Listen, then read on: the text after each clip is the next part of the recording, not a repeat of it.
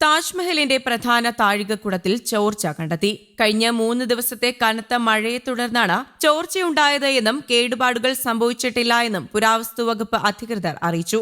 Drone camera ഉപയോഗിച്ച് വിശദമായ പരിശോധന നടത്തിയെന്നും അപകടകരമായ സാഹചര്യം ഇല്ല എന്നും അധികൃതർ അറിയിച്ചിട്ടുണ്ട്. മഴയെ തുടർന്ന് താജ്മഹലിന്റെ വിവിധ ഭാഗങ്ങളിൽ വെള്ളം കെട്ടിനിൽക്കുന്ന വീഡിയോകൾ സാമൂഹിക മാധ്യമങ്ങളിൽ പ്രചരിച്ചിരുന്നു. 3 ദിവസമായി തുടരുന്ന മഴയിൽ ആഗ്രയുടെ പല ഭാഗങ്ങളും വെള്ളത്തിനടിയിലായി. ദേശീയപാതയിൽ ഗതാഗതം സ്തംഭിച്ചു.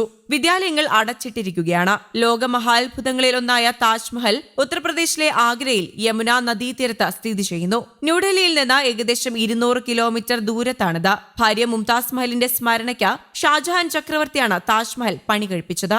വെണ്ണക്കല്ലിൽ കൊത്തിയെടുത്ത ഈ മഹാത്ഭുതം മുഗൾ വാസ്തുവിദ്യയുടെ ശ്രേഷ്ഠ മാതൃകയായി കരുതപ്പെടുന്നു. 1983 താജ്മഹൽ യുനെസ്കോ പൈതൃക സ്മാരകങ്ങളുടെ പട്ടികയിൽ ഇടം നേടി. 1631 താജ്മഹലിന്റെയും സമീപത്തുള്ള സ്മാരകങ്ങളുടെയും നിർമ്മാണം തുടങ്ങിയത്.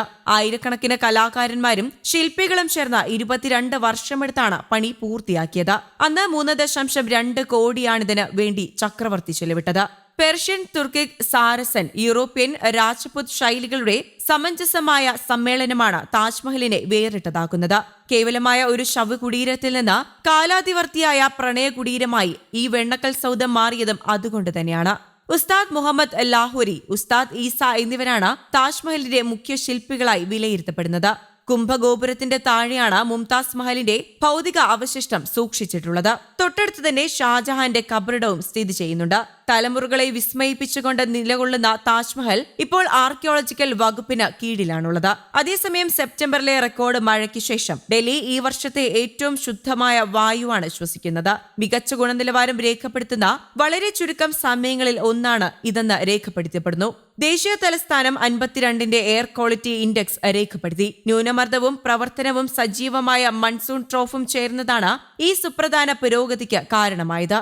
ഇത് ഡൽഹി NCR മേഖലയിലാകെ കാര്യമായ മഴ പെയ്ച്ചു. മഴ മലിനീകരണത്തെ ഫലപ്രദമായി കഴുകിക്കളഞ്ഞു. അതേസമയം 30 മുതൽ 40 കിലോമീറ്റർ വേഗതയുള്ള കാറ്റിന്റെ വേഗത അവശിഷ്ടമായ മാലിന്യങ്ങളെ ചിതറിക്കാൻ സഹായിച്ചു. സെപ്റ്റംബർ മാസത്തിന്റെ ആദ്യ ദിവസങ്ങളിൽ ഡൽഹി അതിന്റെ വാർഷിക സീസണൽ ശരാശരി മഴയും കവിഞ്ഞു. മൊത്തം മഴ 1000 മില്ലിമീറ്റർ കടന്നു. ഡൽഹിയിൽ പാലത്തിൽ 54 മില്ലിമീറ്റർ മഴയും സഫ്ദർജംഗിലെ കാലാവസ്ഥാ നിരീക്ഷണ കേന്ദ്രത്തിൽ വെള്ളിയാഴ്ച ഉച്ചയ്ക്ക് 2:30 മുതൽ 5:30 വരെ 3 മണിക്കൂറിനുള്ളിൽ 30.9 മില്ലിമീറ്റർ മഴയും രേഖപ്പെടുത്തിയതായി മാധ്യമങ്ങൾ റിപ്പോർട്ട് ചെയ്തു. ഡൽഹി അതിന്റെ പ്രതിമാസ ശരാശരി മഴയും മറികടന്നിരിക്കുകയാണ്. സെപ്റ്റംബറിൽ 125.8 മില്ലിമീറ്റർ മഴയാണ് രേഖപ്പെടുത്തിയത്. ഔദ്യോഗിക കണക്കുകൾ പ്രകാരം സാധാരണയേക്കാൾ 55% കൂടുതലാണിത്. 2023 സെപ്റ്റംബറിൽ ശരാശരിയിലും താഴെ മഴ രേഖപ്പെടുത്തി. 82.7 മില്ലിമീറ്റർ മാത്രം രേഖപ്പെടുത്തി. സാധാരണയേക്കാൾ 33% കുറവാണിത്. 64.5 മില്ലിമീറ്ററിനും 115.5 മില്ലിമീറ്ററിനും ഇടയിലുള്ള മഴയെ കനത്ത മഴയെന്നും 115.6 മില്ലിമീറ്ററിനും 204.4 മില്ലിമീറ്ററിനും ഇടയിൽ വളരെ കനത്തതുമാണ് മഴ.